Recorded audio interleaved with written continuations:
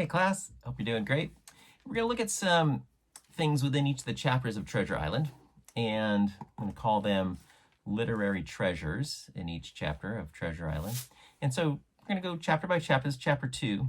So in chapter 2, there's some really cool literary treasures. One of them is the use of similes, and we're going to do a whole lesson on similes. You can find it in the pages in the unit, Treasure Island unit, and we'll have a quiz on similes as well and some activities. But similes are a way that authors and writers and people just talking and songwriters and poets compare two or more things using the words like or as. And Robert Louis Stevenson does it several times in this book, and in chapter 2 he does it at least 4 times that are pretty cool. Chapter 2 he says, "I remember his breath hanging like smoke in the wake as he strode off." So he's comparing his breath and smoke. So comparing two or more things using the word like or as. So that's one form of simile. Another simile is the stranger kept hanging about just inside the inn door, peering around the corner like a cat waiting for a mouse. Another simile. And then there's another one where the black dog is saying, "I have a son just like you, and he's the pride of my heart."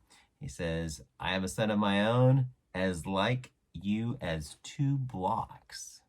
So comparing the 2 kids together as 2 blocks. And another simile that I found is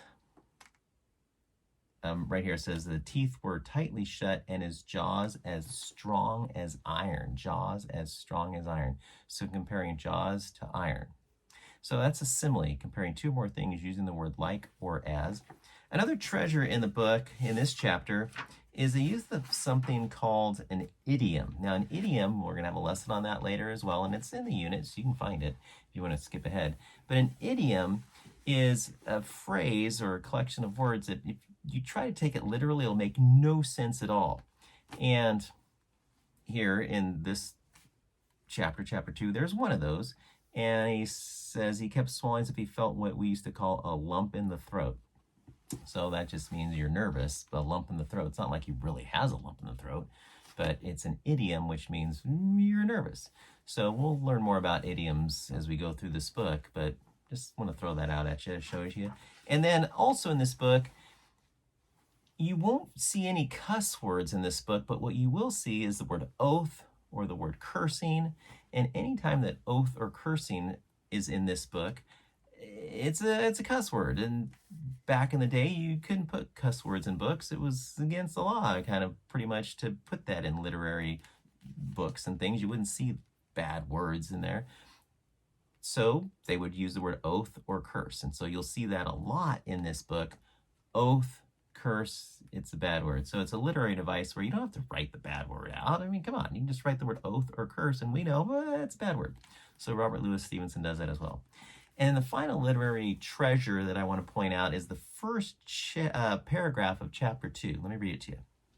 It says, "It was not very long after this that there occurred the first of the mysterious events that rid us at last of the captain, though not as you will see of his affairs. It was a bitter, cold winter with long, hard frost and heavy gales, and it was plain from the first that my poor father was little likely to see the spring." Robert Louis Stevenson does something very cool here using words. And what he does is he likens the seasons of the year to a person's life. And that happens a lot in songs and in books.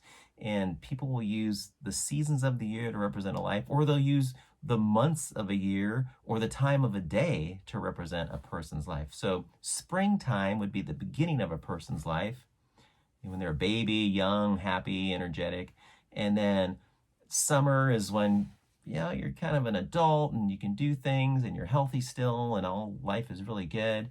And then fall is, fall. Leaves fall from trees. And in a human's life, fall, autumn would be hair's falling out, wrinkles, and maybe your health isn't as great as it once was. And then winter would be like near the end of your life.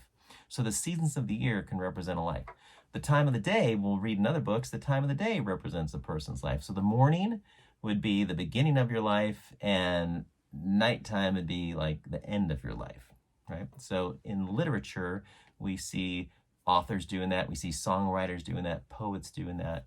And here we see Robert Louis Stevenson doing this in the first paragraph of chapter 2, spring and winter. Also, in this paragraph, there's a little bit of foreshadowing here. And foreshadowing, we'll do a whole lesson on that later in the unit as well, but foreshadowing, the author gives you a hint as what's probably going to happen later in the book. And in this instance, in paragraph 1 of chapter 2, there's a little hint here that the father is little likely to see the spring, right? Which means his life's probably going to end here real soon. All right, so a couple literary treasures I want to point out to you. And Treasure Island, there's quite a few of them as we go through. Try and find them as you read the chapters. Similes, we're going to be looking at those quite a bit in the next few chapters. And of course, you'll have a test on those. Not for a while, but you'll have a test on similes coming up. So just kind of get used to that phrase simile and looking for simile, comparing two or more things using the word like or as. All right, hope you're doing all right.